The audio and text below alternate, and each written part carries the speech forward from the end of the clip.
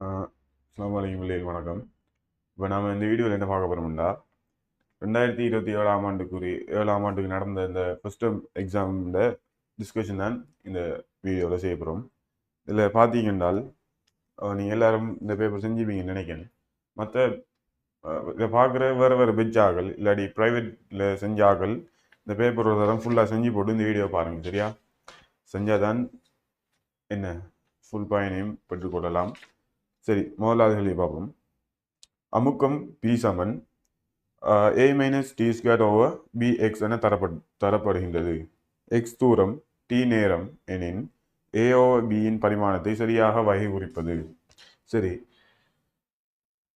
நாம் ஏற்கனவே இந்த போன பேப்பர் கிளாஸில் இதை பார்த்துருக்கோமே. இந்த பரிமாண கேள்வி எப்படி செய்யறண்டு முதல்ல என்ன சமன்பாடு தந்திருக்கான்னால் பி சமன் ஏ மைனஸ் டி வர்க்கம் ஓவர் பி எக்ஸ் இதான் சமன்பாடு. உங்களுக்கு தெரியும் இந்த பரிமாண கேள்வியில் அடிப்படையாக என்ன ரெண்டு ரூல் தான் இருக்கேன்.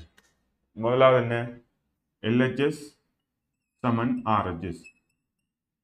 வலக்கை பக்கம் இருக்கிறது வலக்கை பக்கத்தில் இருக்கின்ற பரிமாணம் இடக்கை பக்கத்தில் இருக்கின்ற கோவையின மொத்த பரிமாணத்தை சமனாகும். என ரெண்டாவது உங்களுக்கு தெரியும் இப்போ ஒரு சமன்பாடு இருக்கின்றால் ஏ சமன் பிஎக்ஸ் சக சி ஓவர் பை இப்படி இருக்கின்றா நீங்க என்ன சொல்லலாம், ஏ இந்த பரிமாணம் சமன் பிஎக்ஸ் ஓவர் ஒய், அது இந்த மொத்தத்தின் பரிமாணம் சமன் சி ஓவர் ஒய் இந்த பரிமாணத்துக்கு சமன் என்று சொல்லிடுமா இல்லையா?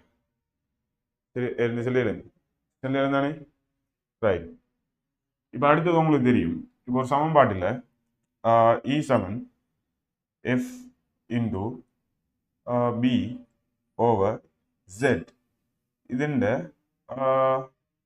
வையாம அடுக்கு இப்படி இருக்கின்றால் உங்களுக்கு தெரியும் இந்த வை இந்த அடுக்கில் இருக்கிறது ஏதாவது ஒரு அடியின் வலுவா வாரதுக்கு என்ன பரிமாணம் இல்லை, அதாவது வலுவா வாரதுக்கு பரிமாணம் உண்டு. M note L note T naught இருக்கும். இது எல்லாருக்கும் தெரியும் தானே? இவ்வளவு தான் இதில் இருக்கிற விஷயம். பார்த்துக்கணும். இப்போ அடுத்தது உதாரணத்துக்கு இவரது y என்று இல்லாமல் yx என்ற ஒரு கோவை ஒன்று இருக்கு. அப்படின்னா என்ன அர்த்தம்? மொத்தத்தின் அந்த yx இந்த மொத்த பரிமாணம் உண்டு அறிக்க போகுது. அதாவது இந்த எக்ஸ் வந்துட்டு நேரம் இல்லாட்டி வேற ஒரு கணியமா இருந்தால் அப்படி இருக்கலாம். உள்ளுக்கு ஏதாவது ஒன்று பரிமாணம் உடையதாகவும் மற்ற இது அந்த பரிமாணத்தை கேன்சல் பண்ணக்கூடிய மாதிரியும் வரலாம். நான் இதை சொல்றேன் பாருங்க. இது சும்மா ஒரு சமன்பாடு. இ சமன் f into p to the power y x p to the power y x over z. உங்களுக்கு தெரியும் தானே ரூல் என்ன? அடி இந்த ஒரு அடியிட வலுவா வாரத்துக்கு பரிமாணமோ அழகோ இருக்காது, அதான் ரூல். அப்போ உங்களுக்கு என்ன நடக்கும்? இவரது இந்த எக்ஸுக்கு பதிலாக டி போடுறது. டி வந்துட்டு நேரத்தை குறிக்கும். வைட பரிமாணம் என்னட்டு கேட்டிருக்காங்க. அப்போ உங்களுக்கு தெரியும் இந்த வை இன்டு டீட பரிமாணம் உண்டு. என்ற பரிமாணம் இல்லை, அதுக்கு பரிமாணம் இல்லாத பரிமாணம் உண்டு. இப்போ வைட பரிமாணம் என்ன? ஒன்றுங்கள் டி. சரியா? இது சும்மா ஒரு சின்ன எக்ஸாம்பிள் ஒன்று செஞ்சீங்கன்னா அவ்வளோதான், பெருசாக ஒன்று இல்லை. இந்த ரூலை நினைவு வச்சுக்கோங்க. உங்களுக்கு இது இவர்கிட்ட என்ன வந்தாலும் இந்த வலுவா என்ன வந்தாலும் அந்த அதோட மொத்த பரிமாணம் என்ன உண்டு அறிய போகுது. இது ஓவர் எக்ஸ் வைடி ஓவர் என்ன சி என்று வந்தாலும் இந்த வைடி ஓவர் சி சியில மொத்த பரிமாணம் உண்டு அறிக்கும். நான் ரூல் சரிதானே? இது எல்லாருக்கும் வழங்கணும்னு நினைக்கிறேன். ரைட், நோட் பண்ணுறதை நோட் பண்ணிக்கோங்க. இப்போ இந்த கேள்வி வருவங்களில் உங்களுக்கு தெரியும் பி வந்துட்டு அமுக்கம், ஏ வந்துட்டு தெரியா, பி தெரியா, டி வந்துட்டு நேரம் தானே? ரைட். இப்போ இதில் உங்களுக்கு தெரியும் இதோட பரிமாணம் சமன் இதோட பரிமாணம். நீங்கள் இதை ஃபுல்லாக விரித்து எழுதினீங்க என்றால் ஏஓ பிஎக்ஸ் சய டி ஸ்கொயர் ஓவர் பிஎக்ஸ். முதலாவது கேள்வி நான் வழங்கப்படுத்தணும் பண்ணுறதுக்காக ஸ்லோவாக செஞ்சுட்டு இருக்கேன். இது என்ன செய்யணும்? நீங்கள் குயிக்காக செய்யணும். ரைட். இதை மனசுக்குள்ளாலே செஞ்சிடலாம். அப்போ பியின் பரிமாணம் சமன் ஏ ஓவர் பிஎக்ஸின் பரிமாணம் அது சமன் டி ஸ்கொயர்டு ஓவர் பிஎக்ஸில் பரிமாணம். இப்போ உங்களுக்கு கேட்டது என்ன? ஏ ஓவர் பியிட பரிமாணம் தானே, ஏ ஓவர் பியிட பரிமாணம் தான் கேட்டது. இப்போ நீங்கள் பாருங்க இதில் எப்படி ஏ ஓவர் பி அமைக்கிற லேசாக அமைக்கிறன்றதை பார்த்தால் உங்களுக்கு கேள்வி சிம்பிளாக முடிஞ்சிருமேனே. இப்போ பாருங்க இதில் இது ஏ ஓவர் பி இருக்குன்னா இப்போ இதோட பரிமாணம் உங்களுக்கு தெரியும் அமுக்கம், இதோட பரிமாணம் உங்களுக்கு தெரியும் எக்ஸ் வந்துட்டு என்ன நீளம் மட்டும் தந்திருக்காங்க நீளம். அப்போ நீங்கள் இது ரெண்டையும் சமன் என்று எடுத்து இது ரெண்டையும் சமன் என்று எடுத்து வேற சமன் எடுத்தால் உங்களுக்கு விட வந்துருமேனே. இப்போ பீட பரிமாணம் என்ன? பீட பரிமாணம் இந்த எக்ஸ் எஞ்சால கொண்டு போனா எக்ஸில பரிமாணம் சமன் ஏஓ பீட பரிமாணம். ரைட், விட வந்துச்சு. இப்போ பீட பரிமாணம் என்ன? பி வந்துட்டு அமுக்கம், அமுக்கம் சம் பி சமன் எஃப் ஓ ஏ, எஃப் வந்துட்டு kilogram m s minus 2 over metre square. அப்போ என்ன வரப்போகுது? Kilogram metre minus 1 second minus 2. இது வந்துட்டு என்ன அமுக்கத்தின் பரிமாணம் அலகு kilogram metre minus 1 second minus 2 தர நீளம் மீட்டர் அது சமன் ஏஓபி. இப்போ ஏஓபியோட பரிமாணம் என்ன? எம் கேன்சல் பண்ணால் எம் டி மைனஸ் 2. எத்தனாவது விட? ரெண்டாவது விட. சரியா, முடிஞ்சு. இதான் ஃபர்ஸ்ட் கேள்வி. அடுத்த கேள்வியை வாசிக்கிறேன். திணிவு வேக அளவீட்டின் போது சதவீத வலு 2%, 3% காணப்படுகிறது. இயக்க பண்பு சக்தி அளவீட்டில் ஏற்படும் உயர் சதவீத வலு. இப்போ உங்களுக்கு தெரியும் ஒரு குறித்த கணியத்தின் சதவீத வலு உண்டா? குறித்த கணியத்தின் சதவீத வலு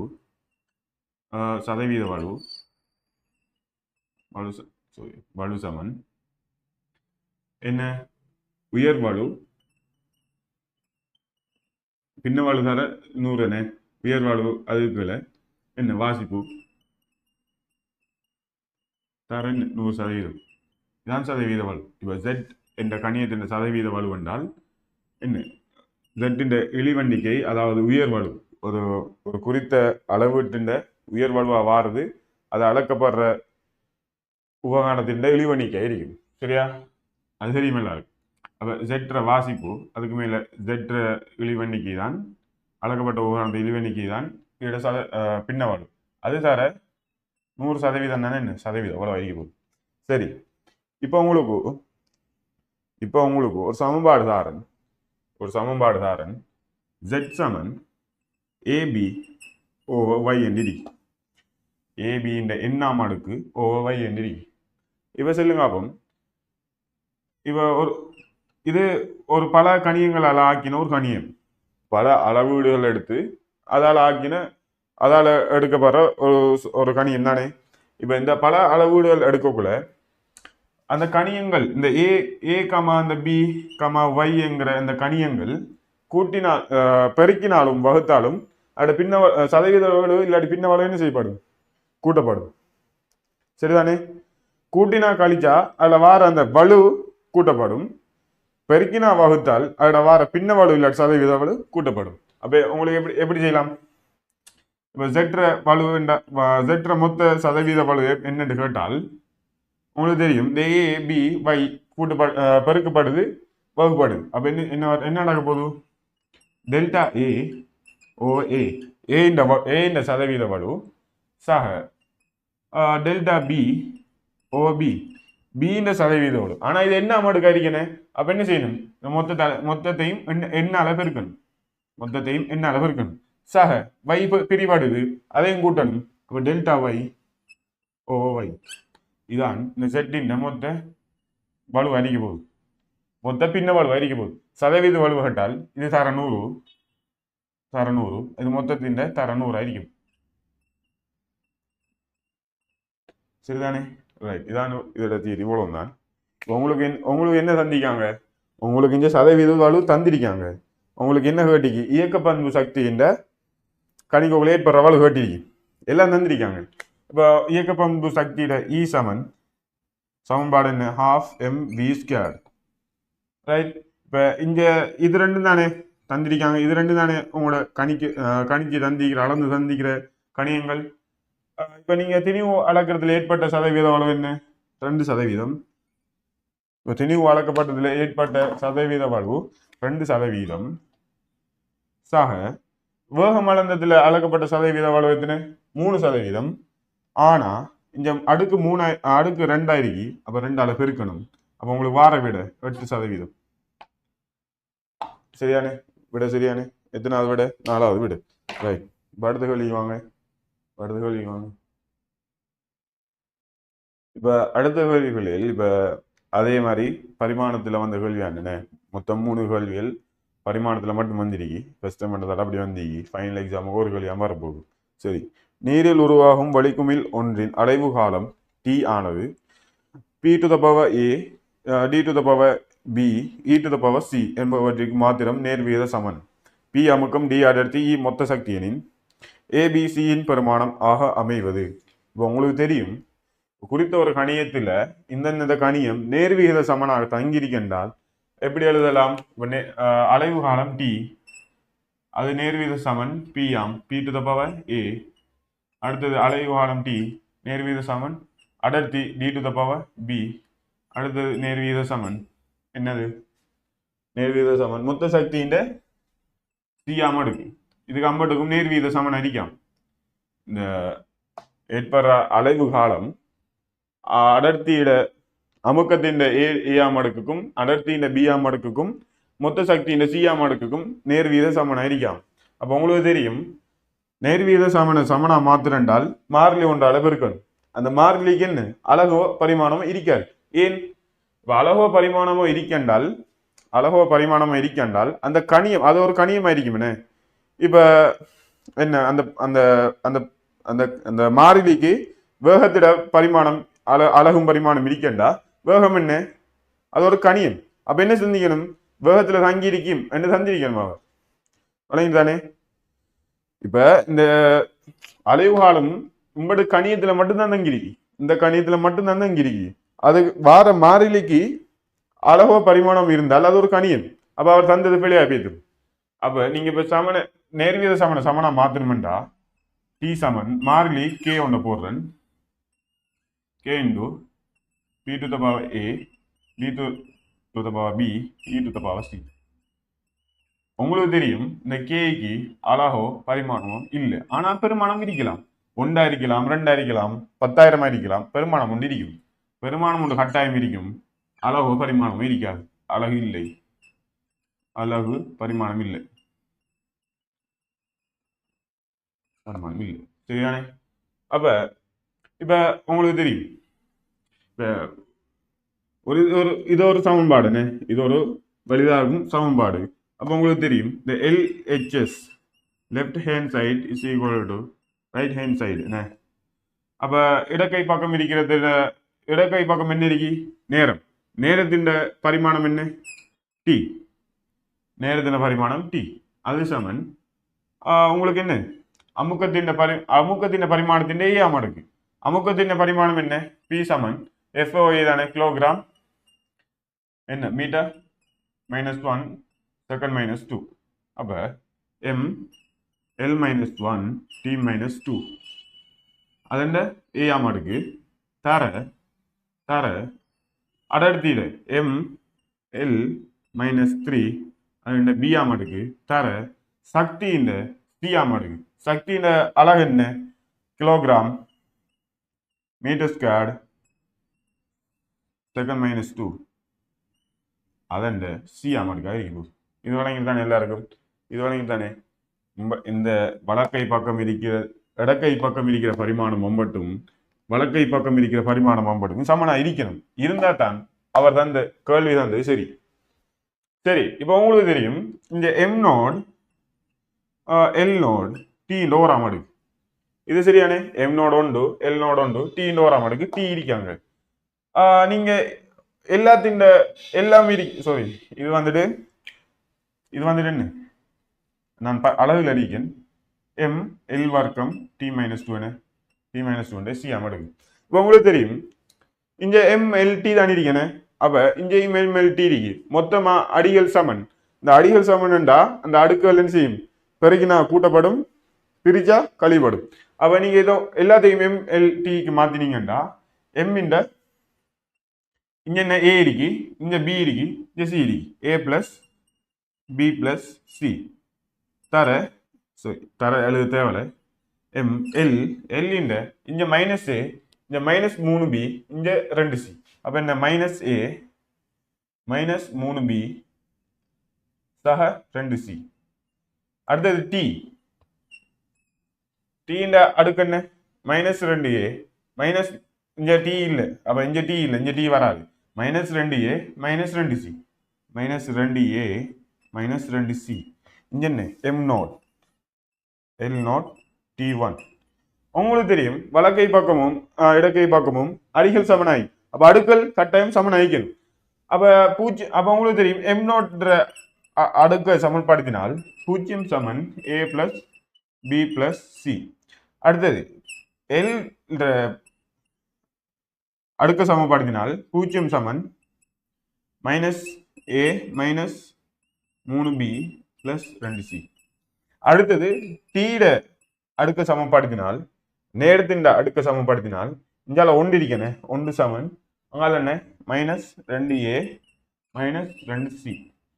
இப்போ உங்களுக்கு 3 சரியா கணியம் இருக்கு, 3 சமன்பாடு இருக்கு. உங்களுக்கு தீர்க்க தெரியும். ஒன்றில் ஒன்று கழிச்சு கூட்டி பெருக்கி தீர்த்தால் உங்களுக்கு விட வரும். அப்படி வார விடை என்னண்டா ஏ வந்துட்டு ஏ சமன் மைனஸ் 5/6, பி சமன் மைனஸ் 1/2, சி சமன் 1/3 அறிக்கை போகுது. இப்போ எத்தனாவது விட? 4வது விட. சரிதானே? இவ்வளவுதான் விளக்கம். இதை நீங்க ஐடியா எடுத்தால் ஒரு எம்சிக்யூ எத்தனை நிமிஷம்? ஒரு எம்சிக்யூ எத்தனை நிமிஷம்? 2 நிமிஷம். இந்த ஐடியா எடுத்தால் எழுதுறதுக்கு எப்படி உங்களுக்கு 2 நிமிஷம் நம்பணும். எழுதி சுருக்கி எடுத்தா 2 நிமிஷத்துல இந்த கேள்வி செய்யணுமா இல்லையா? 27 ஆகலுக்கு நான் சொல்ல 27 ஆகலுக்கு 2 நிமிஷத்துல கட்டாயம். இப்ப உங்களுக்கு இந்த கூட்டுற கழித்துனா கஷ்டமாய்க்க போகுது. கஷ்டம்டா ஒன்று விட்டா விட குறைச்சிடும். அந்த விட இருக்குமாங்க. நீங்க ஒன்றை கூட்டி கழிச்சு மைனஸையும் கூட்டக்குள்ள கழிச்சு போட்டீங்கன்னா அங்க இருக்கும் விட மூலாதான் இருக்கும். நீங்க அதில் கொஞ்சம் கவனமா எடுத்து செஞ்சீங்கண்டா என்ன இது ஒரு கேள்வியே இல்லை. அப்படித்தானே? ஃபைனலுக்கு எப்படி ஐடியாலேஸ் எடுக்கிறது செய்முறை கூட்டின கேள்வி ஃபைனலுக்கு வராது. ஃபைனலுக்கு எப்படி வரப்போகுது? ஐடியா மட்டும் தானே எடுக்கணும். ஐடியா எடுத்தா விட இருக்குமாங்க. அவ்வளோதான் இங்கே ஃபைனல்ல. எஃப்டபிள்யூசிட்ட பிரச்சனை என்னென்னா ஐடியாலேஸா வந்துடும். அதை செஞ்சு போற நேரம் தானே என்ன கூடிய எடுக்க போகுது. இப்போ செஞ்சு போற இப்போ எதை மனசுல செய்யல, மனசுக்குள்ள இந்த 3 சமன்பாடையும் தீர்த்து இந்த 3 சமன்பாடையும் தீர்த்து 3 விட எடுக்கிறது கடும் கஷ்டம். மனசுக்குள்ளால 2 எடுக்கிறதே கஷ்டம், 3 எடுக்கிறது அதை விட கஷ்டம். சரிதானே? இது வழங்க நினைக்கிறேன். வழங்கினார்கள் பாருங்க. இல்லை அடுத்ததார்கள் அடுத்த கேள்வி பார்ப்போம். இப்போ அடுத்த கேள்வி உங்களுக்கு 4வது கேள்வி. காவி பல்கோணில வந்திருக்கேனே. இப்போ காவி பல்கோணி எனது பாவிக்கிறேன்டால் காவிகளை கூட்டுறதுக்கு கழிக்கிறதுக்கு காவி பல்கோணி பாவிக்கும். அறையில் உள்ள காவியலும் விளைவில் காவியாக அமைவது. காவியலை கூட்டுற கழிக்கிறது காவி பல்கோணி பாவிக்கும். என்ன ஒரு காவிய எப்படி வகையை குறிப்போம் என்றால் ஒரு கோட்டு துண்டத்தால வகையை குறிப்போம். இந்த கோட்டு துண்டத்துல குறிக்கிற அம்புக்குறி காவிட போக்க தரும், காவிட திசை தரும். அந்த கோட்டு துண்டம் ஆக்குற நீளம், இந்த கோட்டு துண்டம் ஆக்குற நீளம் இப்போ 10 சென்டிமீட்டர்ண்டா அது அந்த காவிட பருமனை தரும். விளங்கிடுதானே? இப்போ இந்த அம்புக்குறி காவிட திசை தரும், இந்த கோட்டு துண்டத்துல நீளம் அதோட பருமனை தரும். இப்போ நீங்க எடுத்திருப்பீங்க 10 சென்டிமீட்டர் வந்துட்டு 1 நியூட்டனுக்கு சமன் எடுத்துப்பீங்க விசையண்டா, அல்லது வேகமண்டா 1 ms-1 சமன் எடுத்துப்பீங்க. இது எப்படி குறிச்சிப்பீங்கன்னா 10க்கு 1 குறிச்சிப்பீங்க. அங்க இதான் நில விடை. 10க்கு 1 10 சென்டிமீட்டர்ண்டா அந்த காவிட பருமன் என்ன 1 அறிக்கை. இது விளங்கிட்டு தானே? இப்படிதான் காவிய வளைவு. இப்ப உங்களுக்கு ஒரே திசையில இருக்கிற காவியில கூட்டணும்னா என்ன பேசா கூட்டிட்டோமா இல்லையா? இது ஒரு 10 நியூட்டன், இதோட ஒரு 5 நியூட்டனை கூட்டணும்டா உங்களுக்கு இதை விட இது அரைவாசி அரிக்கும் நீளத்துல. இந்த திசையும் உண்டு. அப்ப என்ன 15 சென்டிமீட்டர் கீறி போட்டு 15 சென்டிமீட்டர் கீறி போட்டு அதே திசையில 15 நியூட்டன் வரப்போகுது. ஏன் திசை உண்டு. இப்ப வேற திசையில இருக்கிற காவியில் 2 கூட்டுரு. இப்படி ஒரு 10 நியூட்டன் இருக்கு. இது வந்துட்டு தீட்டா கோணத்தில் இருக்கு. அடுத்தது கிடையா ஒரு 5 நியூட்டன் இருக்கு. கிடையா ஒரு 5 நியூட்டன் இருக்கு. இது எப்படி கூட்டுறேன்டா இதுக்கு தான் காவி பல்கோணி பாவிக்கும். இதுக்கு தான் காவி கூட்டல் விதி காவி பல்கோணி பாவிக்கும். அதுல ஸ்பெஷல் உண்டோ ரெண்டு காவியில கூட்டுறதுக்கு தான் விசை இணைகர காவி இணைகர விதி பாவிக்கும். ரெண்டை விட கூடினத்துக்கு மூணுக்கு காவி முக்கோணின்னு சொல்றோம். அதை விட கூடினத்துக்கு காவி பல்கோணின்னு சொல்றோம். எல்லாம் உண்டு தான். சரிதானே? இப்ப நீங்க ரெண்ட பாருங்க. இப்ப காவி கூட்டல் விதி என்ன சொல்லுது என்றால் முதலாவது காவி இது முதலாவது காவி ஸ்டார்ட் பண்ற இடம் முதலாவது காவி 10 நியூட்டன் 10 சென்டிமீட்டருக்கு கீறீங்க அளவீட எடுத்துக்கு இதை 10க்கு 1 கொண்டு எடுத்தால் இதையும் 1 கொண்டு எடுக்கணும். இதை 10 கொண்டு எடுத்தால் இதையும் 10 கொண்டு எடுக்கணும். இதை 10 கொண்டு எடுத்தால் 1 சென்டிமீட்டர் கீறீங்க. 1 கொண்டு எடுத்தால் 10 சென்டிமீட்டர் கீறீங்க. அப்ப இது 10 சென்டிமீட்டர் கீறி போட்டு முடிச்ச இடத்துல இருந்து இரண்டாவது காவி இது வந்துட்டு என்ன 5 சென்டிமீட்டர் முடிஞ்ச இடத்துல இருந்து இரண்டாவது காவி திசையோட அளவிடையும் திசையும். இப்ப காவி கூட்டல் விதி என்ன சொல்லுது என்றால் முதலாவது காவி முடிஞ்சதிலிருந்து இரண்டாவது காவி தொடக்கத்தையும் ஆரம்ப புள்ளியையும் இறுதி புள்ளியையும் இணைக்கிற கோட்டாலே விளைவுள் காவி தரப்படும். இத திசை வந்துட்டு அட போற போக்க தரும். இன்னைக்கு அம்புக்குறியால தரும். இத பருமன் வந்துட்டு இதை அளந்து போடுற நீளத்தால் வரும். உங்களுக்கு நீங்க ரூலர் வச்சு கீறிப்பீங்க. அதை விட எடுத்து 10 5 கீறிப்பீங்க. ரெண்டையும் இணைச்சிங்க என்றால் ஒரு கோணம் வரும். அந்த கோணத்தை நீங்க பாவமானியான அளக்கலாம். அந்த நீளம் வரும். ரூலரால் அளக்கலாம். அந்த கோணம் தான் இட திசை, இட நீளம் தான் இட பருமன்.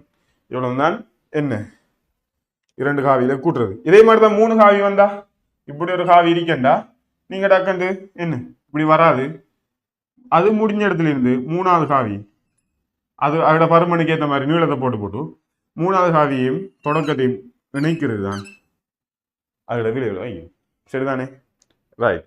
இப்ப ஒரு மூடிய தடம் ஒன்று வருது.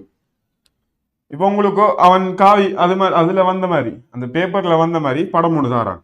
காவி பல்கோணியில படம் ஒன்று தந்து விளைவு கேட்க உங்களுக்கு மூடின தடம் ஒன்று வருது.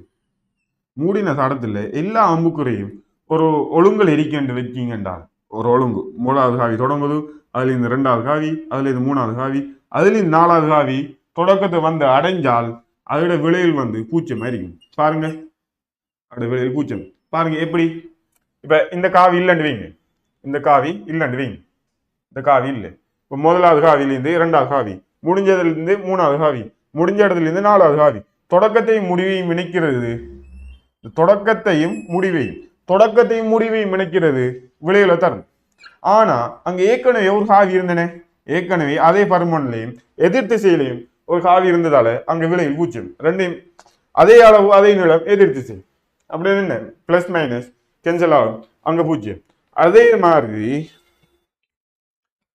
மாதிரி உங்களை மூடிய தடத்துல காவி அந்த படம் ஒழுங்கு இல்லாம மூடி ஒரு தடத்துல ஒழுங்கு இல்லாம எத்தனை காவியும் வரலாம்.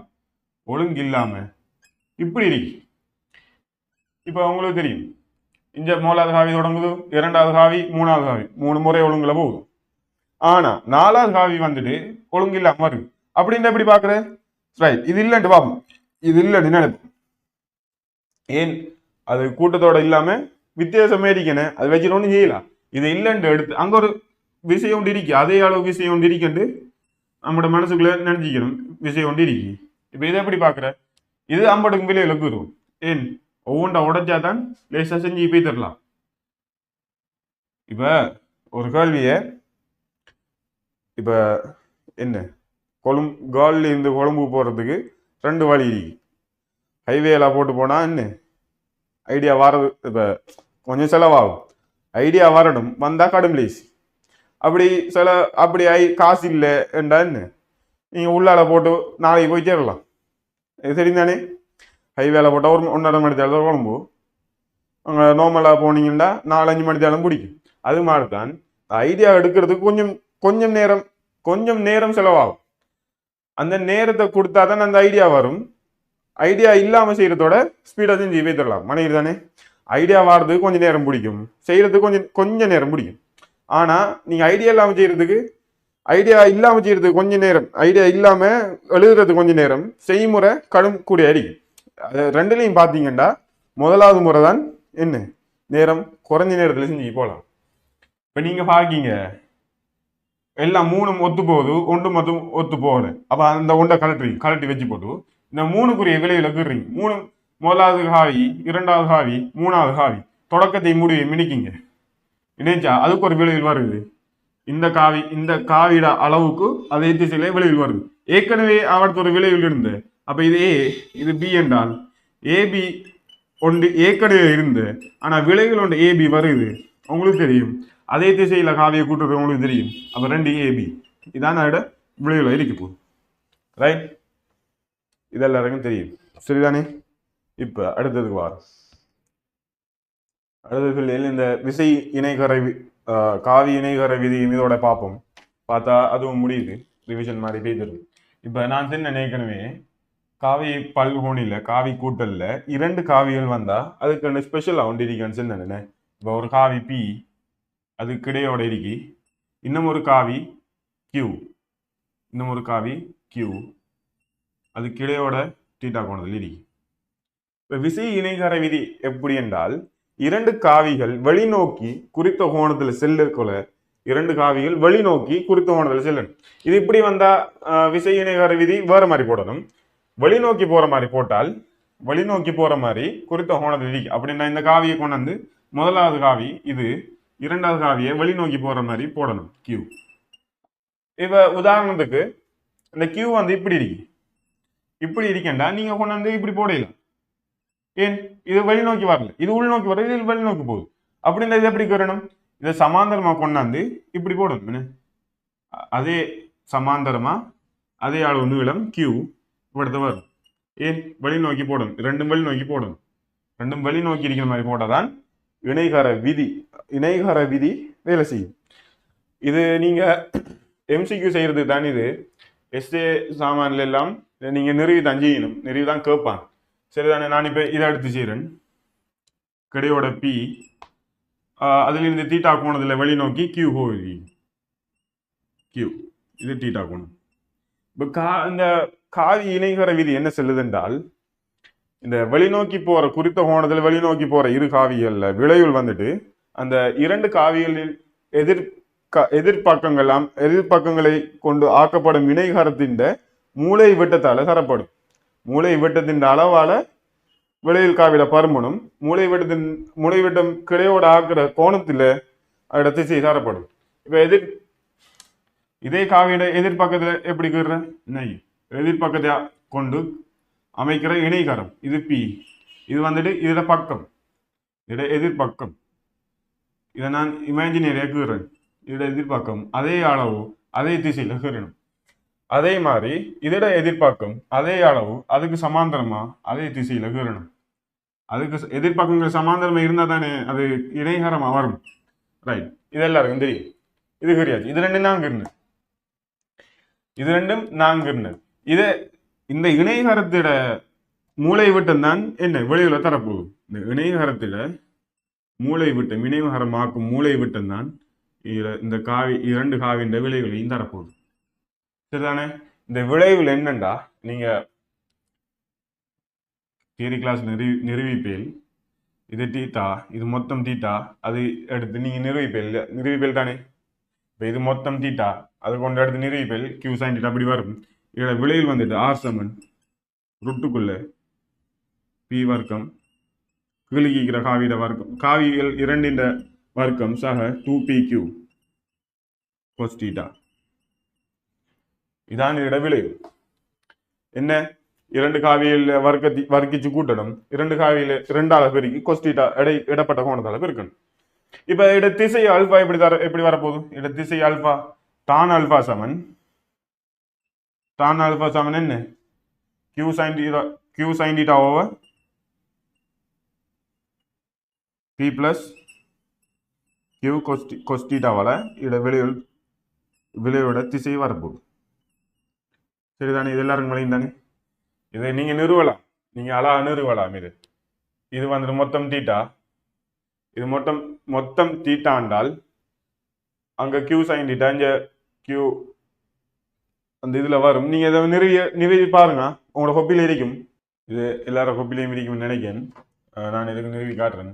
இது உங்களுக்கு தீட்டா தானே, இது தீட்டா என்றால் இதுவும் தீட்டா, இது தீட்டா என்றால் இது கியூ சைன் தீட்டானே, இது கியூ சைன் தீட்டா, இது வந்துட்டு என்ன Q cos theta, Q cos theta. உங்களுக்கு தான் அல்ஃபா தேவை, தான் அல்ஃபா சமன் எதிர்பக்கங்கள் எதிர்பக்கத்தீங்கள் அயல் பக்கம், எதிர்பக்கம் q sine theta over p plus q cos theta.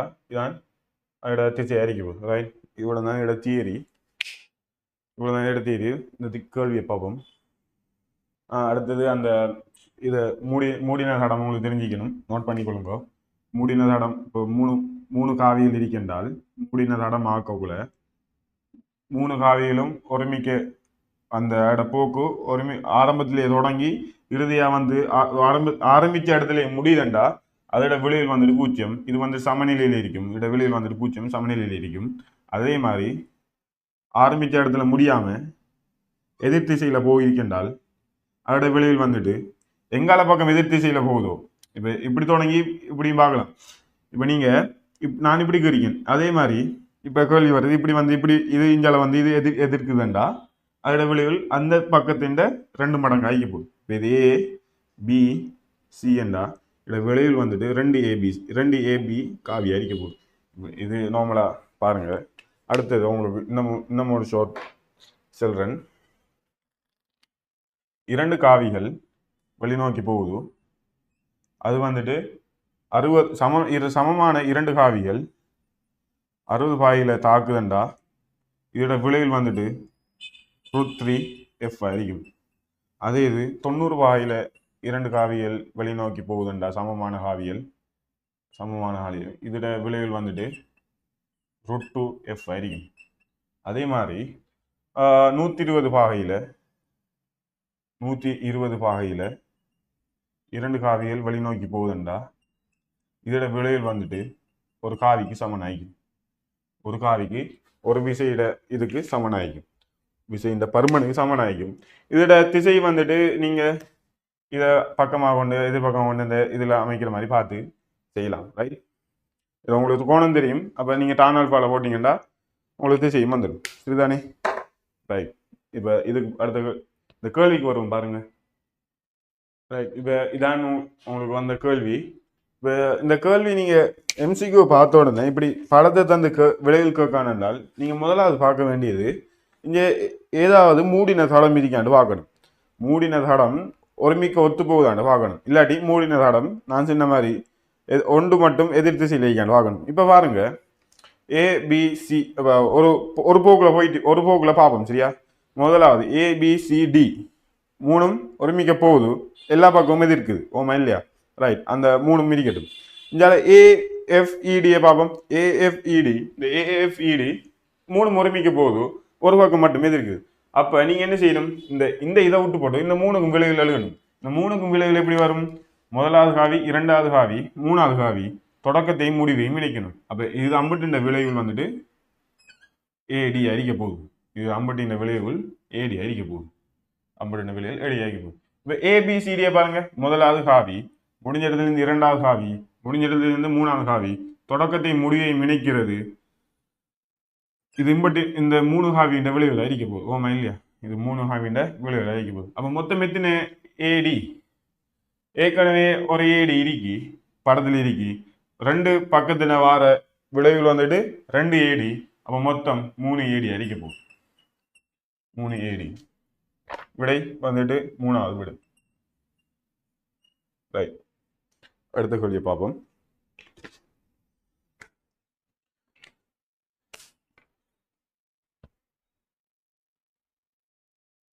தெருவிலில் இப்போ 5வது கேள்வியை பாருங்க. 5வது கேள்வி இதில் வந்துருக்கு. 5வது கேள்வி வந்துட்டு வேர்னியர் கருவி அடிப்படையாக கொண்டு வந்த கேள்வி. இது வந்துட்டு வாசிப்போ பூச்சி வாழுவோ எதுக்கும் சம்பந்தம் இல்லாத கேள்வி. ஒரு வித்தியாசமான கேள்வி. என்ன ஒரு வித்தியாசமான கேள்வி? கேள்வியை வாசிங்க. பிரதான அளவிடையின் ஒரு பிரிவு 1 மில்லிமீட்டர் ஆகவும் பிரதான அளவிடையின் 9 பிரிவுகள் வேர்னியரின் 10 சம பிரிவுகளாக பிரிக்கப்பட்ட வேர்னியர் இடுக்குமானியின் வேர்னியரின் 2வது பிரிவுக்கும் பிரதான அளவிடையின் 56வது பிரிவுக்கும் இடைப்பட்ட தூரமாக அமைவது. இதை கேட்டிருக்கிற கேள்வி என்னென்றா, வேர்னியர் 2வது பிரிவு, அதாவது வேர்னியர் 2வது பிரிவுக்கும் இந்த பிரிவுக்கும் மெயின் ஸ்கேல் பிரதான அளவிடையின் 56வது பிரிவுக்கும் இடைப்பட்ட தூரம், அதாவது இந்த தூரத்தை தான் கட்டிக்காங்க. இது எல்லாருக்கும் தெரிந்தானே, இது எல்லாருக்கும் கிடைக்கும். இந்த தூரத்தை தான் கட்டிக்காங்க. இந்த தூரம் எப்படி காண்ற? இப்போ உங்களுக்கு ஒரு வேர்னியர் பிரிவுண்ட தூரம் தெரியும். எப்படி? ரெண்டுக்கும் மூணுக்கும் இடைப்பட்ட தூரம் எப்படி பாக்குற?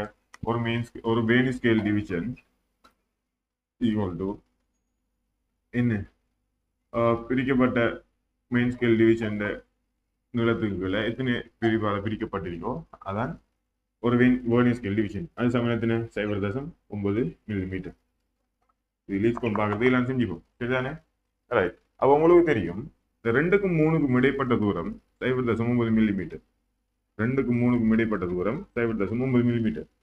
இப்ப உங்களுக்கு இது தெரிஞ்சால், இந்த தூரம் தெரிஞ்சால், இந்த மொத்தத்தில் இந்த தூரத்தை கழிக்கிறது கேட்ட விடையா இல்லையா? கேட்ட தூரம். சரி, உங்களுக்கு தரவுல கொஞ்சம் நந்திரிக்கு பாருங்க. இந்த தரவை பாருங்க. அந்த 56வது பிரிவுக்கும் இந்த 3வது பிரிவுக்கும் இடைப்பட்ட தூரம் எவ்வளவு நந்திக்கு? 56வது பிரிவுக்கும் 3வது பிரிவுக்கும் இடைப்பட்ட தூரம் 0. இந்த தூரம் 0.01 சென்டிமீட்டர் சந்திக்கு, அதாவது 0.1 மில்லிமீட்டர். அப்ப உங்களுக்கு இதோட தூரம் தெரியும் 0.9, இது தெரியும். இதுல இருந்து இதை கழிக்கிறது என்ன? இந்த தூரம் வரப்போகுது. அப்ப என்ன? 0.9 0.1 0.8 மில்லிமீட்டர். இதுதானே இதுக்கு விடை எத்தனாவது? விடை 5வது விடை. 5வது விடை.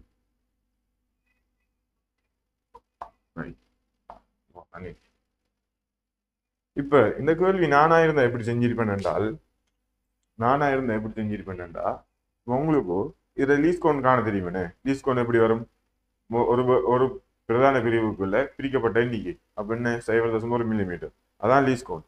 இப்ப பாருங்க, இதுல பொருந்திருக்கிற பிரிவு 4வது பிரிவா இல்லையா?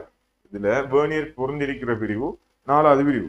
அதுக்கு முன்னுக்கிற வேர்னியர் பிரிவு மெயின் ஸ்கேல். அதுக்கு முன்னுக்கிற வேர்னியர் பிரிவு மெயின் ஸ்கேல இருந்து எவ்வளவு தூரம் நகர்ந்திருக்கும்? ஒரு இழிவெண்ணிக்கை தூரம் தான் நகர்ந்திருக்கும். அப்ப உங்களுக்கு தெரியும் அது 0.1 மில்லிமீட்டர். அவனே தந்திருக்கான் 0.1 மில்லிமீட்டர்.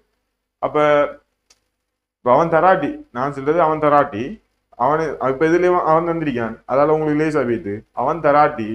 அப்ப உங்களுக்கு தெரியணும் பொருந்தும் பிரிவுல இருந்து இங்காலேயோ வேர்னியர் எங்கால நகர்ந்திருக்கு மெயின் ஸ்கேல் இருந்து நகர்ந்திருக்கிற தூரம் ஒரு இழிவெண்ணிக்கை.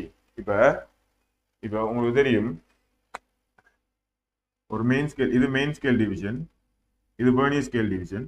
ரெண்டும் ஒன்றுல ஒரு இடத்த பொருந்தது என்றால் அதுக்கு முன்னுக்கிற வேர்னியர் ஸ்கேல் வந்துட்டு அதுக்கு முன்னுக்கிற வேர்னியர் ஸ்கேல் எங்கால நகர்ந்திருக்கும்? அதுக்கு முன்னுக்கிக்கிறது இங்கால பக்கம் நகர்ந்திருக்கும். அதுக்கு பின்னுக்கிற மெயின் ஸ்கேல் இருந்து அதுக்கு பின்னுக்கிற வேர்னியர் ஸ்கேல் இங்கால பக்கம் நகர்ந்திருக்கும். இது ஒன்று. இது 2வது பொருந்திருக்கின்றால் 3வது வந்துட்டு மெயின் ஸ்கேல் இருந்து இங்கால பக்கம் மீக்கும்.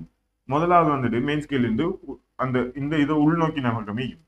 அப்ப உங்களுக்கு தெரியணும் இந்த தூரம் வந்துட்டு 0.1 மில்லிமீட்டர், அதாவது லீஸ்ட் கவுண்ட் ஆയിരിக்கும். இந்த தூரம் இது எல்லாரும் தெரிஞ்சுக்கணுமா? இந்த தூரம் லீஸ்ட் கவுண்ட் ஆയിരിக்கும். இதுவும் இங்கால நெருங்கியிருக்கும், இதுவும் இங்கால நெருங்கியிருக்கும். ரைட்? இது வழங்கணும் உங்களுக்கு. அந்த தூரம் தராட்டி உங்களுக்கு தெரியும் 0.1, மொத்தம் 0.9. அதுல இருந்து 0.1 கழிச்சா 0.8. அதான் வீடு. ரைட்? இப்ப அடுத்த கேள்வி பாப்போம். அடுத்த கேள்வி வாங்க. என்ன கேள்வி? அடுத்தது நுண்மானி திருகணிச்சு இதோட சம்பந்தப்பட்ட கேள்வி என்ன? நுண்மானி திருகணிச்சு. இது பாருங்க, எல்லாரும் நோட் பண்றாங்க, நோட் பண்ணிக்கோங்க. இப்ப நுண்மானி திருகணிச்சியில குறியீடை தூரம் என்றால் என்னண்டா? நுண்மானி திருகணிச்சியில குறியீடை தூரம் என்றா அதுல இருக்கிற அந்த வட்ட அளவிடை இருக்குதானே, இந்த வட்ட அளவிடை ஒரு முழு சுழற்சியின் போது அந்த கதிர்கோள் நகர்ற தூரம் தானே என்ன? குறியீடை தூரம். இந்த வட்ட அளவிடை ஒரு முழு சுழற்சி, அந்த வட்ட அளவிடை ஒரு முழு சுழற்சி அடைய போல இந்த கதிர்கோள் நகர்ற தூரம் தான் ஒரு குறியீடை தூரம் அறிக்க போகுது. சரிதானே? அப்ப இட லீஸ்ட் கவுண்ட் எப்படி பாக்குறேன்டா? இட லீஸ்ட் கவுண்ட், இட இழிவெண்ணிக்கை எப்படி பாக்குறேன்றால் குறியீடை தூரத்துக்குள்ள வட்டப்பிரிவுகளின் எண்ணிக்கை, குறியீடை தூரத்துக்குள்ள வட்டப்பிரிவுகளின் எண்ணிக்கை தான் இழிவெண்ணிக்கை அறிக்க போகுது. குறியீடை தூரம்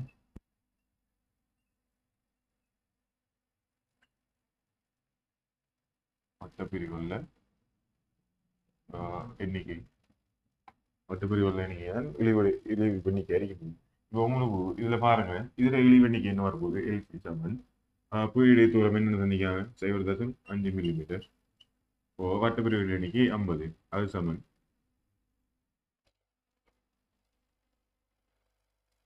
0.01 மில்லிமீட்டர் அதிகம் தான் இந்த என்ன இழிவெண்ணிக்கை அறிவு. ரைட். இப்போ இதுல வாசிப்பு எப்படி எடுக்கிறேன்டா, இப்போ உங்களுக்கு ஒரு வாசிப்பு காட்டுது இப்படி. இதுல இது வட்டப்பிரிவு, இதுல ஒரு பிரிவு பொருந்தும் எப்படியாவது. இதுக்கு முன்னுக்கு ஒரு பிரதான பிரிவு இருக்கு, இதுக்கு முன்னுக்கு ஒரு பிரதான பிரிவு. இப்ப கீழிக்கிறது என்ன? இது மில்லிமீட்டர் அளவில், இது 1 மில்லிமீட்டர். இதுக்கு இடையில இருக்கிற நினைக்கிறதுல இது 1 மில்லிமீட்டர். கீழிக்கிறது இந்த துண்டு, இது 1/2 மில்லிமீட்டர். அதான் உங்களுக்கு சொல்லிக்காங்க குறியீடு தூரம் 1/2 மில்லிமீட்டர் எழுதுறதுக்கு.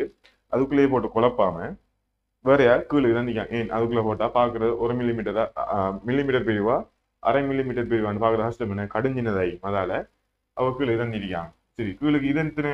5 மில்லிமீட்டர். 5 மில்லிமீட்டர்.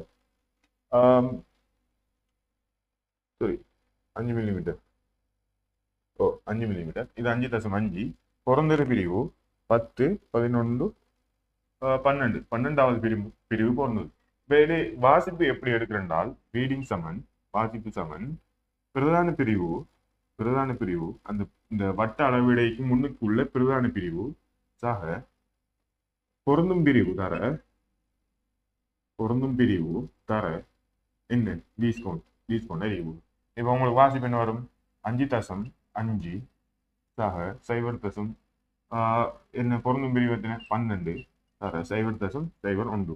அப்ப இதுக்கு என்ன விட? 5.62 மில்லிமீட்டர்.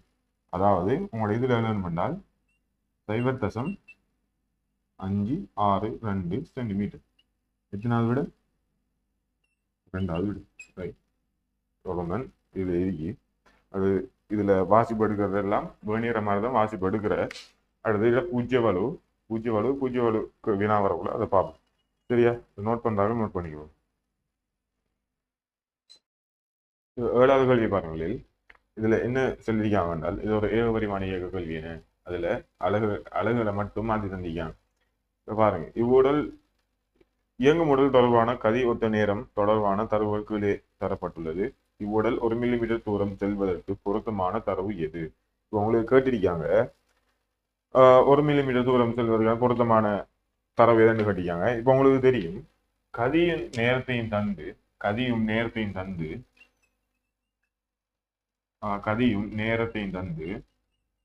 உங்களுக்கு தூரம் கேட்டால் உங்களுக்கு தெரியும் S/UT. என்ன S/UT? கதி நேரத்தையும் தந்து கதியும் நேரத்தையும் பெருக்கினால் உங்களுக்கு தூரம் வரப்போகுது. வேகத்தையும் நேரத்தையும் தந்தால் உங்களுக்கு என்ன வரப்போகுது? இடப்பெயர்ச்சி வரப்போகுது. சரி, ரைட். இப்ப இதுல பாருங்க, 10 மைக்ரோமீட்டர் செகண்ட் - 1 100 செகண்ட். உங்களுக்கு தெரியணும் 10⁻³ என்றா அந்த அலகு மாற்றங்களை தெரிஞ்சுக்கணும். 10⁻³ என்றா என்ன? மில்லி. 10⁻³ மில்லி. மில்லிமீட்டர்னு சொல்றது. இதோட அலகு வந்து எம், மில்லி என்று சொல்லுவாங்க. எம்ண்டா மீட்டர் இல்ல, மில்லி மீட்டர்னா உங்களுக்கு தெரிஞ்சுதானே? Milli metre. சரி, 10⁻⁶ என்றால் மைக்ரோ. இது இதோட அளவு என்றால் மியூன்னு சொல்லுவாங்க. அடுத்தது 10⁻⁹ நேனோ. இதோட அளவு வந்துட்டு என். 10⁻12 வந்துட்டு பிகோ ஃபாரட் இந்த மாதிரி சொல்லி ஈஃபில் படிப்பீங்க. இதுல அளவு ஸ்மால் பி.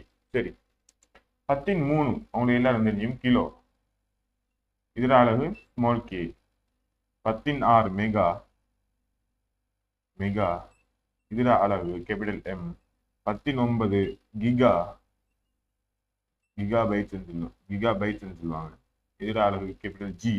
10⁻12 டெராபைட்ஸ் சொல்லுவாங்க, டிபி. இது அளவு வந்து டி. அவங்களுக்கு தெரிஞ்சுக்கணும்.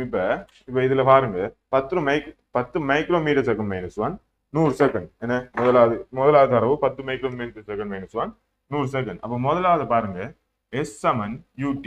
இதுல தூரம் எப்படி பாக்குற? S வந்துட்டு சமன், இதுல வேகம் வந்துட்டு 10 மைக்ரோ செகண்ட். 10 மைக்ரோ மீட்டருக்கு மாத்தணும் என்றால் 10⁻6 பெருக்கணும். 10⁻6 பெருக்கினா அது மீட்டர் ஆகுது. இது மீட்டர். 10 தர 10 மீட்டர் தர 100.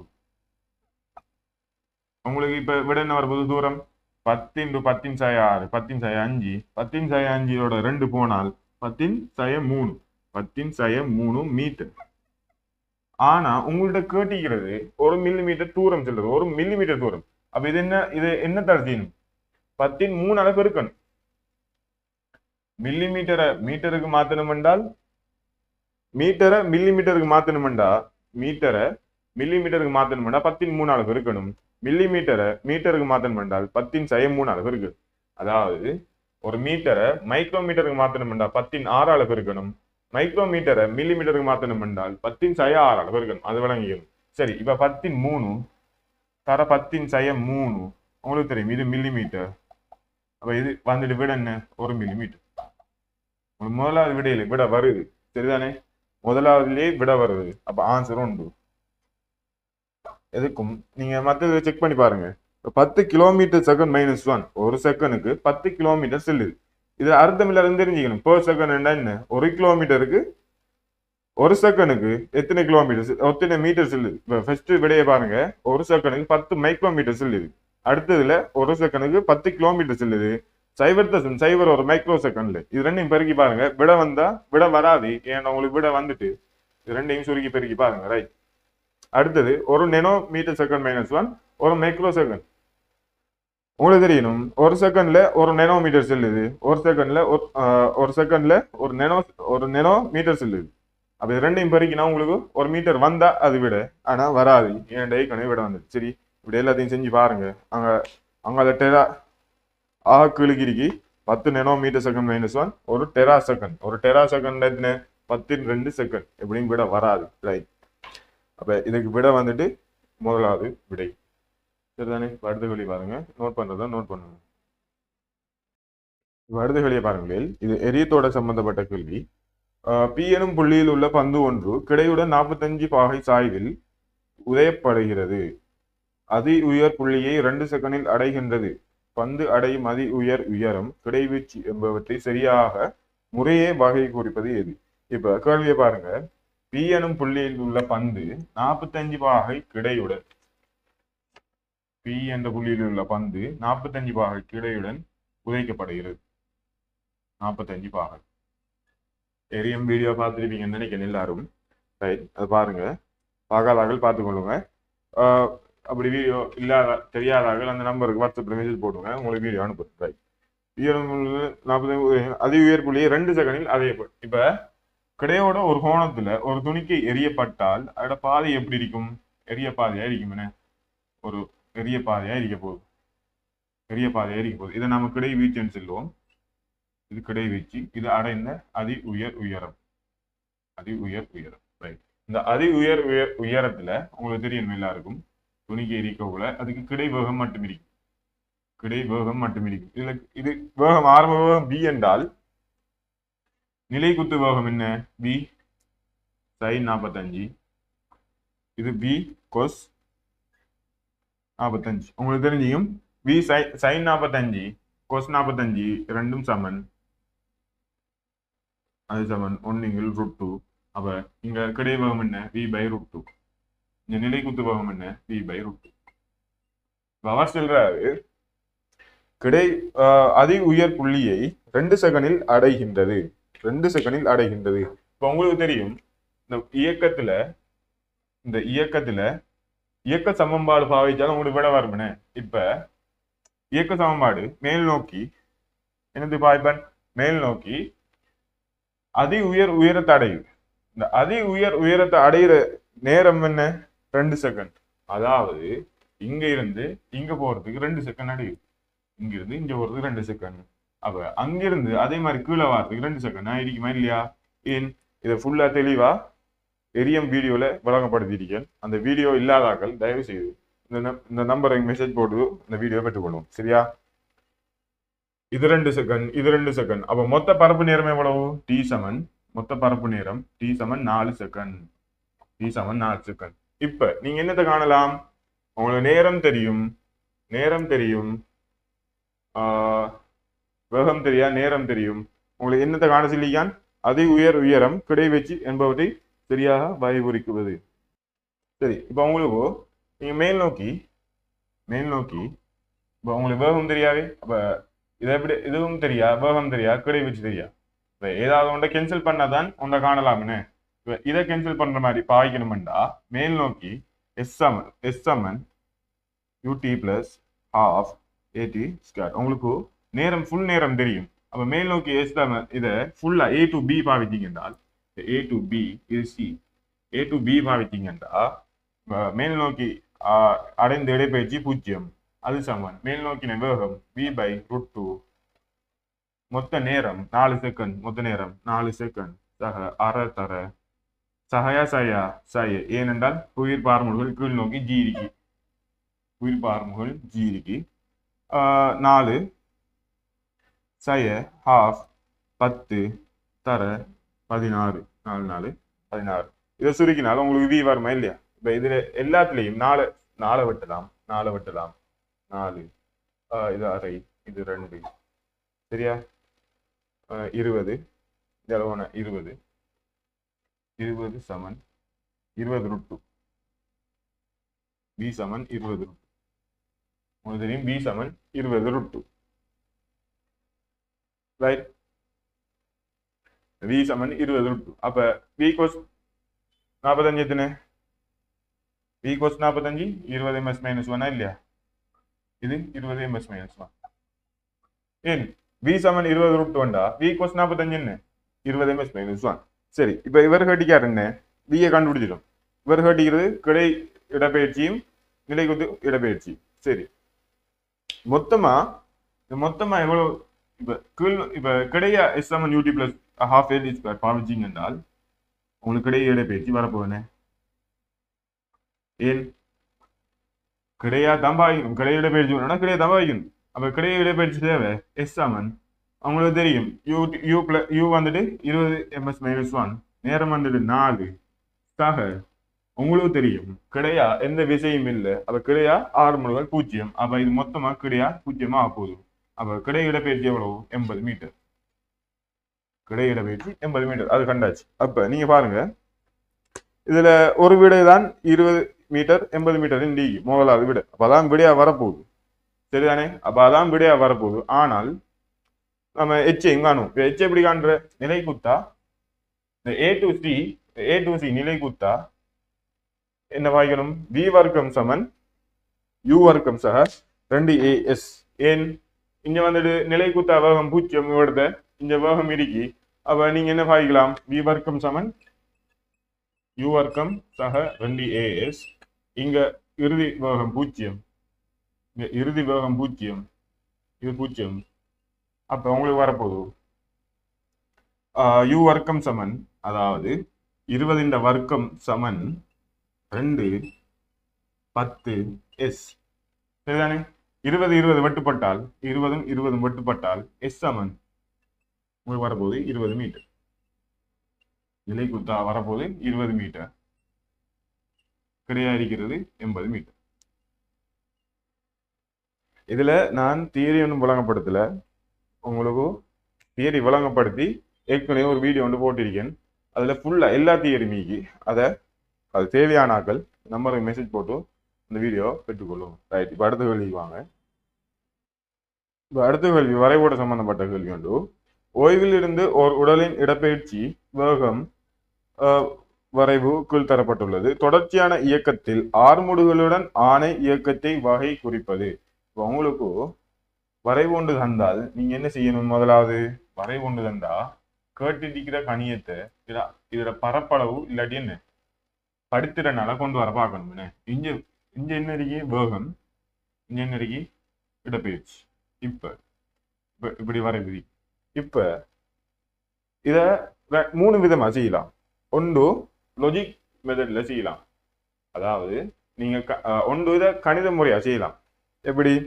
விக்கும் எஸ்க்குமான தொடர்பு ஒன்று எடுக்கணும். உங்களுக்கு தெரியும் விக்கும் எஸ்க்குமான ஒரே ஒரு தொடர்பு வி வர்க்கம் சமன் யூ வர்க்கம் சக 2as இல்லையா? ரைட். 2as உங்களுக்கு ஓய்வில் இருந்து தொடங்குதுன்னு சொல்லிக்கு. அப்ப இது 0. வி சமன் √2as. அப்ப விக்கும் எஸ்க்குமான தொடர்பு வி நேர்விகித சமன் ரூட் எஸ் இருக்க போகுது. நீங்க பேசிக் பிசிக்ஸ்ல படிச்சுப்பீங்க வி நேர்வீத சமன் எஸ், அதாவது y நேர்வீத சமன் எக்ஸ், y நேர்வீத சமன் எக்ஸ் வர்க்கம், y நேர்வீத சமன் ரூட் எக்ஸ். இந்த வரைவு எல்லாம் எப்படி இருக்கும்னு படிச்சுப்பேன். உங்களுக்கு தெரியும் இது எக்ஸ் அச்சு, இது y அச்சு என்றால், இது எக்ஸ் அச்சு, இது y அச்சு என்றால் உங்களுக்கு தெரியும் இன்னும் உற்பத்திக்குள்ளால போற வரைவு y சமன் y நேர்வீத சமன் எக்ஸ் வரைவு. இதுல சமனாகி அதை மாறி கொண்டு வந்து அந்த படித்திரம் கூடுற குறையதை பார்த்து இந்த சாய்வு மாறும், அவ்வளவுதான் வித்தியாசம். அடுத்தது y நேர்வீத சமன் எக்ஸ் வரைவு எப்படி போகுது? y நேர்வீத சமன் எக்ஸ் வரைவு நீங்க ஓலோல படிச்சுப்பீங்கன்னு இப்படி போகும்,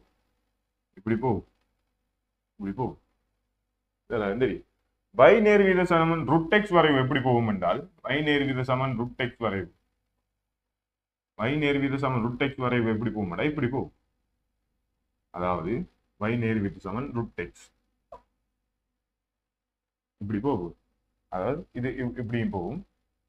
ரூட் வந்திக்கிறதால மைனஸ் வராது, வர்க்கம் வந்திக்கிறதாலையும் மைனஸ் வராது. இதோட வரைவு இப்படி போகும். இது வந்துட்டு y நேர்வீத சமன் ரூட் எக்ஸ் வரைவு. அப்போ உங்களுக்கு என்ன தேவை? v நேர்வீத சமன் ரூட் எஸ். வைக்கு மேக்ஸிமம் v எஸ் இருந்தால் உங்களுக்கு விட எத்தனாவது விட வரும்? 2வது விட வரும். இது வந்துட்டு நீங்க படிச்சது வச்சு செய்யறது. நீங்க வரைவுகள் படிச்சிருக்கணும், அந்த வரைவுகள் தெரிஞ்சு ஞாபகம் இருந்தா மட்டும் செய்யறது. வரைவு தெரியாம எப்படி செய்யறப்ப? தெரியாம செய்யறதுக்கு இன்னும் ஒரு மெத்தட் இருக்கு. என்னென்றால் இந்த படித்திறனுக்குள்ளால போறது. இப்போ உங்களுக்கு வரைவு என்ன தந்திருக்காங்க? வியும் எஸ்ஸும் தந்து ஆர்முடுகளை பற்றி கேட்டிருக்காங்கன்னு, வியும் எஸ்ஸும் தந்து ஆர்முடுகளை பத்தி கேட்டிருக்காங்க. ஒரு வரைவு இருக்கு, ரைட். இப்ப இத படித்திறனுக்குள்ளால போய் ஆர்முடுகள் எப்படி எடுக்கிற? இப்ப ஆர்முடுகள் என்ன? ஆர் ஏ சமன் பி பை டி, இதான் உங்களோட ஆர்முடுகள், ரைட். இப்ப இதுல படித்திறன் என்ன தரப்போகுது? இத படித்திறன் எம் சமன் y ஓவர் எக்ஸ் என v ஓவர் எஸ். இதுல இருந்து அந்த ஆர்முடுகள் எப்படி எடுக்கிற? இந்த ஆர்முடுகள் எப்படி எடுக்கலாம்? இதோட அலகு என்ன வரப்போகுது? இதோட அலகு என்ன வரப்போகுது? இதோட அலகு செகண்ட் மைனஸ் ஒன். நீங்க இந்த இப்ப ஆர்முடுகள் அலகு வந்துட்டு ms மைனஸ் 2. இப்ப இதை என்னத்தால பெருக்கணும்? இதை பெருக்கணும் மீட்டர் செகண்ட் மைனஸ் 1. அப்ப உங்களுக்கு விளங்குது இந்த ms மைனஸ் 1 வந்துட்டு வேகத்தின் அலகு. அப்ப நீங்க எழுதலாம் இந்த ஆர்முடுகள் சமன் இந்த v வேகம் தர இத படித்திறன் எழுதலாமா இல்லையா? எழுதலாம். இந்த ஆர்முடுகள் இந்த வேகம் தர, இந்த y அச்சில் இருக்கிற வேகம் தர இத படித்திறன் m என்று எழுதலாம். அப்ப ஆர்முடுகள் கண்டாச்சு, படித்திறனை வச்சு. சரி, இப்ப இவர் என்ன கேட்கார்? தொடர்ச்சியான இயக்கத்துல சீரான ஆர்முடுகளுடன் தொடர்ச்சியான இயக்கத்தில் ஆர்முடுகளுடனான இயக்கத்தை வகை குறிப்பது. இப்ப பாருங்க, முதலாவது வரைவு பாருங்க. இதுல படித்திறன் ஆரம்பத்தில் என்ன செய்யுது? படித்திறன் ஆரம்பத்துல கூடி இறுதியா வேகம் பூஜ்ஜியத்துக்கு வருதுன்னு, இறுதியா இடப்பெயர்ச்சி பூஜ்ஜியத்துக்கு வருது. வேகம் ஒரு உயர் பெருமானத்தில் இருக்கி படித்திறன் கூடிக்கொண்டே செல்லுது. இந்த படித்திறன் கூடிக்கொண்டே செல்லுதுன்னு, படித்திறன் இப்படி பாக்குறது தானே. இது கிடையா எக்ஸாஜுரோ ஆக்குற கோணம் முடிவுலியாகி கிடையா எக்ஸாஜுரோ ஆக்குற கோணம் படித்திறன் கூடிக்கொண்டே செல்லுது. அப்படி என்றால் இந்த படித்திறன் கூடிக்கொண்டே செல்லுது. வேகம் ஒரு கட்டத்துல மாறாம இருக்கி. அப்படின்னா இந்த ஆர்முடுகள் இங்க கூடிக்கொண்டே இருக்கும். சீரான ஆர்முடுகள் இல்ல. அப்ப இந்த விட வராது. அடுத்தது 2வது விடையை பாருங்க. ஆரம்பத்துல பெரிய படித்திறன் இருக்கணும். ஆரம்பத்துல ஒரு பெரிய படித்திறன் இருக்கு. 2வதுல ஆரம்பத்துல ஒரு பெரிய படித்திறன் இருக்கு. படித்திறன் மாறாம போகுது. தொடர்ச்சியான இயக்கத்துல படித்திறன் மாறாம போகுது. சரி, இப்ப பாருங்க, ஆரம்பத்துல பெரிய படித்திறன் இருக்கு. அப்ப ஆரம்பத்துல ஒரு பெரிய படித்திறன் இருக்கு. வேகம் 0, வேகம் ஆகும் மிக குறைய ஆர்முடல் ஒன்று இருக்கும். பெரிய படித்திறன், இந்த படித்திறன் போக 0 ஆகுது. இந்த கிடையாது எக்ஸாஜோட ஆக்குற கோணம் தீட்டா சமம் 0 ஆகுது. ஆகினால் இங்க படுத்திறன் மாறாது, பூஜ்ஜியம். படுத்திறன் மாறாது, பூஜ்ஜியம். ஏன் பூஜ்ஜியம் இல்ல, படுத்திறன் மாறாது, மாறாம போயிட்டு கொண்டிருக்கா இல்லையா, படுத்திறன் மாறாது. வேகம் ஒரு கட்டத்துல மாறாம இருக்கி, அப்ப ஆறு முடிவுல என்ன செய்யும், மாறாம இருக்க போகுது. தொடர்ச்சியான இயக்கத்துல ஆறு முடிவுகள் மாறாம இருக்க போகுது. அப்ப இதுலயே விளங்குற உங்களுக்கு நீங்க ரெண்டாவது விடைக்கு போகலாம். சரியா? இதானே நோட் பண்றாங்க, நோட் பண்ணிக்கோங்க. அப்படியே இந்த மூணாவது விடையை பாருங்க. இதுல என்ன செய்யுது, வேகம் கூடுது, வேகமும் கூடுது, படுத்திறனும் கூடிக்கொண்டு போகுது, ஆறு முடிவுகள் கூடும். அப்ப அந்த மூணாவது விட வராது. நாலாவதுல படுத்திறன் மாறாம இருக்கி வேகம் கூடிக்கொண்டு செல்லுது, இதை கூடினால் ஆறு முடிவுகள் கூடும். அப்ப அந்த விடையும் வராது. அஞ்சாவதுல என்ன, படுத்திறன் ஆரம்பத்துல அஞ்சாவது ஃபர்ஸ்டே போலானே, ஏன் ஓய்வுல இருந்து தொடங்குற சொல்லிக்கு இங்க ஆரம்பத்துல ஒரு வேகம் ஒன்று இருக்கி இல்லையா? இல்ல இல்ல, சரி, அஞ்சாவது அப்படி கேன்சல் பண்ணியேலா. ஏன் வேகம் ஆரம்பத்துல பூஜ்ஜியம் பண்ணான்னு இருக்கி, இப்ப நீங்க ஆரம்பத்துல ஒரு படுத்திறன் இருக்கி, அந்த படுத்திறன் போக போக போக கூடுது, வேகமும் கூடுது, படுத்திறனும் கூடுது. அப்ப ஆறு முடிவுகள் கூடணும். தொடர்ச்சியான இயக்கத்துல ஆறு முடிவுகள் கூடணும். அப்ப அந்த விடையும் வராது. இரண்டாவது விடையும் போலாம். சரி, இப்ப இன்னும் ஒரு மெத்தட் ஒன்று இருக்கு. அதாவது லொஜிக்கா செய்யற மெத்தட் ஒன்று இருக்கு. அது என்னன்னு பாத்தீங்கன்னா, இப்ப உங்களுக்கு விளங்கணும். ஏற்கனவே எழுதின மாதிரி v proportional to root X, அதாவது y ப்ரொபோஷனல் டு ரூட் எக்ஸுக்கு இருக்கணும், v ப்ரொபோஷனல் டு ரூட் எஸ்ஸா இருக்கணும். அப்ப நீங்க முதலாவது விடையை பாக்கீங்க, இது ஒரு பரவளைவு, இது வந்துட்டு அந்த வடிவம் இல்லை. ரெண்டாவது அந்த வடிவம், அப்ப ரெண்டாவது விட. மூணாவது அந்த வடிவம் இல்லை. நாலாவது y ப்ரொபோஷனல் டு எக்ஸ் வடிவம், அப்ப அந்த நாலாவதும் இல்லை, அஞ்சாவதும் இல்லை. அப்படின்னா என்ன விட? இப்ப உங்களுக்கு வரணும் என்ன, v வர்க்கம் ப்ரொபோஷனல் டு எஸ் வரும். அதாவது இந்த இங்க v proportional to root s, அதாவது v வர்க்கம் proportional to s ஆയിരിக்கணும். இந்த வரைவிட வடிவம் தெரிஞ்சா உங்களுக்கு விட சரியா வரும். ரைட், இவ்வளவு தான் இந்த கேள்வி. இதுக்கு விட வந்துட்டு ரெண்டாவது விட. விளங்காதாக்கள் தயவு செய்து அந்த நம்பருக்கு மெசேஜ் போடுங்க, திரும்ப விளங்கப்படுத்துறேன். ரைட், அடுத்த கேள்வியை பாருங்க. இப்ப அடுத்த 10வது கேள்வியும் ஏரியத்தோட சம்பந்தப்பட்ட ஒரு கேள்வி. உங்களுக்கு தெரியும், இந்த அல்பா கோணம், கிடையோட அல்பா கோணம், அடுத்து கிடையோட 90 மைனஸ் அல்பா கோணத்துல எரியிற இரண்டின் கிடை வீச்சு மின்னவாய்க்கும் சமனாയിരിக்கும். அது நம்ம அந்த தியரி வகுப்புல பார்த்தோம். கிடையோட அல்பா கோணத்துல எரியிறதும் கிடையோட 90 மைனஸ் அல்பா கோணத்துல எரியிறது என்ன கிடை வீச்சு சமனாയിരിக்கும். அது தியரி வகுப்புல என்னென்று பார்த்தோம். என்ன இது இல்லாதார்கள் போட்டுக்கொள்ளுங்க. 90 மைனஸ் அல்பா உங்களுக்கு தெரியும், கிடையை வச்சு சமனாയിരിக்கும். சரி, அவர் கேட்டுக்கிற என்னண்டா, இந்த நிலைக்குத்து உயரம், அதாவது அடையும் உயரங்களின் எரியல் வேகத்தின எரியப்படுது இருவர்களும் அடையும் உயரங்களின் விகிதங்கள்.